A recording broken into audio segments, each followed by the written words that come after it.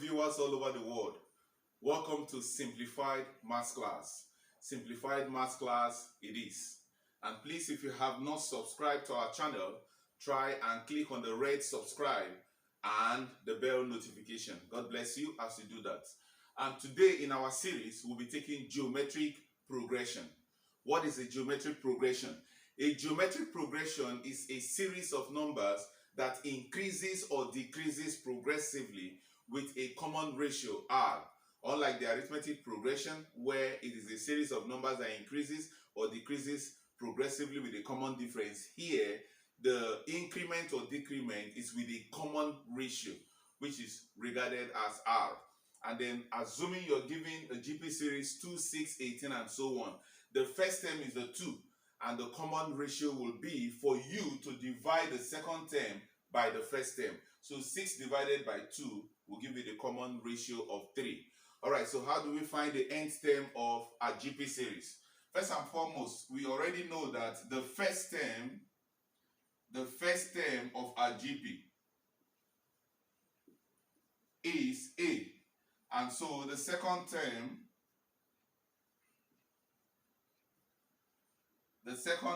of our GP will be for you to take the A and multiply by the common ratio R. And that's all about the second term. While the third term of the GP will be for you to take the second term, which was AR, and still multiply by another R. The second term was AR, so we still multiply by another common ratio. So we are going to have AR raised to the power of 2. R times R is R squared. So the fourth term of the GP series will be for you to take the third term, which was ARR, and then still multiply by another R, and that will give us AR raised to the power of 3. R times R is AR raised to power 3. So that will be the fourth term. The fifth term, of course, will be AR raised to the power of 4 and so on. Therefore, it means that if you are looking for the nth term of any GP series, the nth term of our GP series, it will just be AR raised to the power of n minus 1. That's the formula. Meaning that any number they give you as a number of term, all you simply have to do is to subtract 1 from that number of term and you will have that series. If you are looking for the 10th term of the GP series will be AR raised to the power of 9. Why 9? Because you have 10 minus 1 to give us 9. So if we are looking for the 20th term will be AR 19. The 7th term will be AR 6. Why? The 9 will lose 1.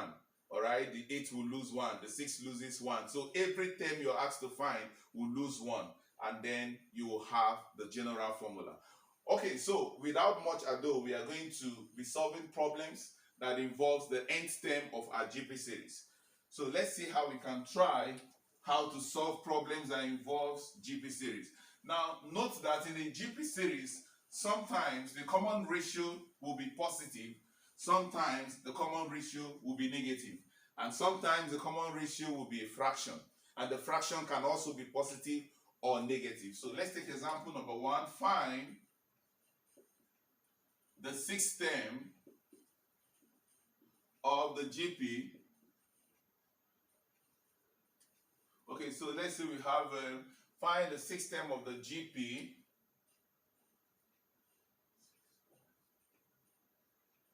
We are asked to find the sixth term of the GP series. All right, so solution. The first thing we have to do is to bring out our first term. The first term is 3, and then the common ratio is to divide the second term by the first term. So if you divide 6 by 3, you have 2. So the common ratio is that. Now the nth term of that GP series is A times R raised to the power of n minus 1. But they say we should find the sixth term. So the sixth term will be AR raised to the power of 6 minus 1. And that will give us AR raised to the power of 5. That's the sixth term. So our A, the first term, is 3 times the common ratio is 2. So that will be 2 raised to the power of 5. So that will be 3 times 2 raised to the power of 5 is 2 times 2 times 2 times 2 times 2. That's 2 into 5 places. And that will give us 32. Now we can now say 32 times 3, and that will give us 96. It therefore means that the sixth term of that GP series will be 96. What do we mean? It means if we keep bringing out all the series that are hidden here in this GP and you're asked to find the sixth term, you will have 96. All right, so 3 times 2 is 6. 6 times 2 is 12. So we have 3 times 2 is 6. 6 times 2 is 12. 12 times 2 is 24. 24 times 2 is 48. 48 times 2 is 96, and so on.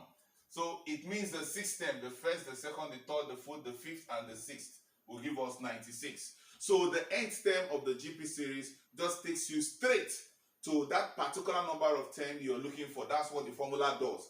Instead of you listing out all the elements as they are. So the formula just goes straight to pinpointing the particular term that you are looking for.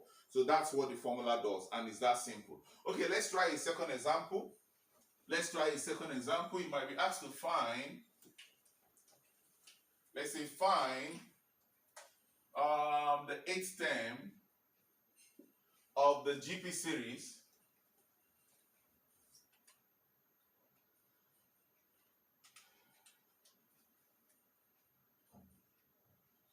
(62),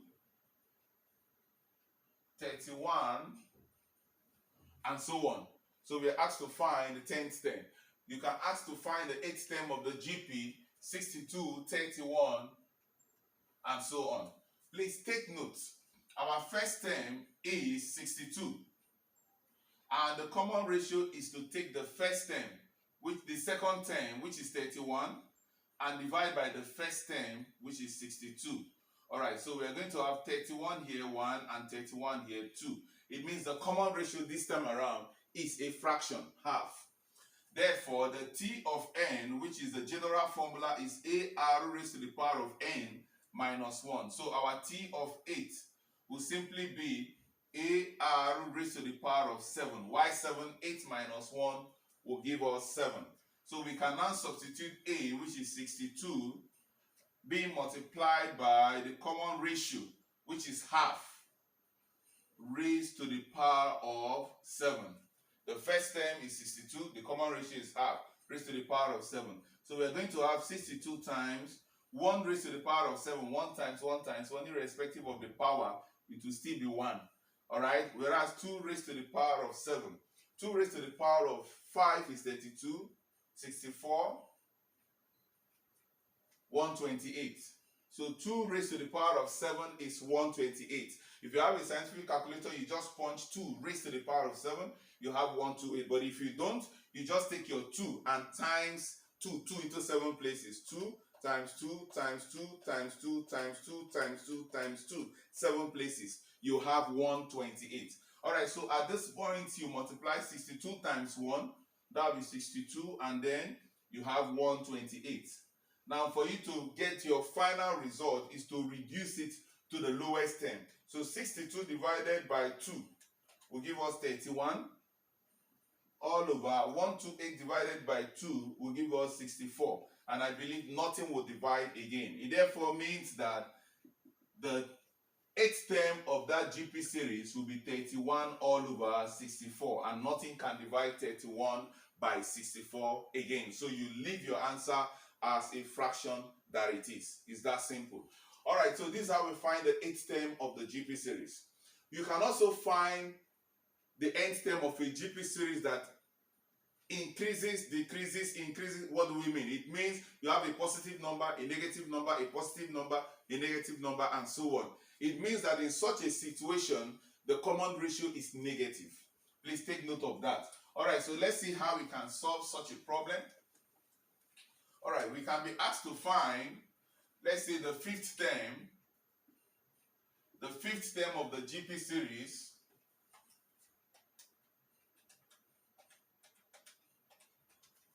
(24),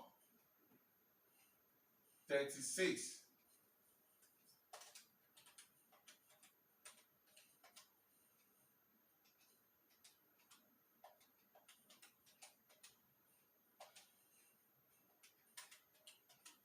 'Okay, so this is what we have. So we should find the fifth term of the GP series. You'll notice that in the GP series, you have a positive number, negative, positive, the next will be negative, like that. So such a GP means it has a common ratio that is negative. All right, so as usual, the first term is 24. And of course, the common ratio is for us to take the second term and divide by the first term. That's what we do. All right, so let's try to reduce to the lowest term. You don't have to bother yourself. All you need to do is to keep reducing to the lowest term to have what we call the common ratio. Let's say 2 goes into here, you have 18. Whereas 2 goes here, you have 12. So let's say try with 2 again. 2 here, you have 9. 2 here, you have 6. We are trying to reduce. But 2 can't go here, 3 will go. So 3 here, you have 3. 3 here, you have 2. Nothing divides again. It therefore means that the common ratio is minus 3 all over 2. Minus 3 all over 2. So always reduce to the lowest term to have your common ratio. Of course, 2 here is 18. 2 here is 12. 2 again here is 9. 2 here is 6. 2 can't divide 9. So 3 here, 3. 3 here, 2. And nothing divides again. So the common ratio is minus 3 all over 2. Alright, so we can apply to the formula. The nth term of the GP series is ARN minus 1. And we are asked to find the fifth term, T of 5. The fifth term will be AR4. While 5 minus 1 will give us 4. So we just apply our A, being the first term, which is 24. And then the common ratio, which is minus 3 all over 2. All raised to the power of 4. So this is going to be 24 times minus 3 raised to the power of 4. A minus sign, when it is raised to the power of a power that is even, it becomes positive. Even means 2, 4, 6, 8, 10. The result will be positive. But if it is raised to the power that is odd, 1, 3, 5, 7, 9, the result will be negative. So since we have an even number here, the result will be a positive number. So 3 raised to the power of 4 will give us 81. 3 raised to the power of 4, 3 times 3 into 4 places. 3 times 3 times 3 times 3. That will be 81. And then 2 raised to the power of 4, 2 times 2 times 2 times 2. That will be 16. Alright, please take note of that. 2 times 2 times 2 times 2. That will be 16. So at this point, we are going to multiply 24 by 81. And that gives us 1944. So 24 times 81 will give you 1944 all over 16. So we keep reducing to the lowest term. 1944 divided by 2 will give us 972. 16 by 2 is 8. So we reduce to the lowest term again. If you divide 972 by 2, you have 486. You divide here by 2, you have 4. You still divide 486 by 2, you have 243. 243. And you divide here by 2, you have 2. So at this point, nothing will divide again. 2 cannot go into 243. Rather, 3 can go, but 3 cannot go here. So at this point, you leave your answer in the last fraction that you know is not divisible by a single number. Therefore, it means that the T of 5, which is the fifth term, will give us 243 all over 2. And that's our final answer.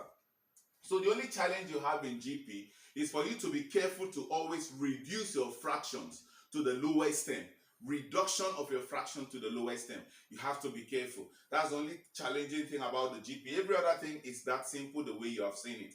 And of course, practice makes perfect. If you practice this, you will do it very well.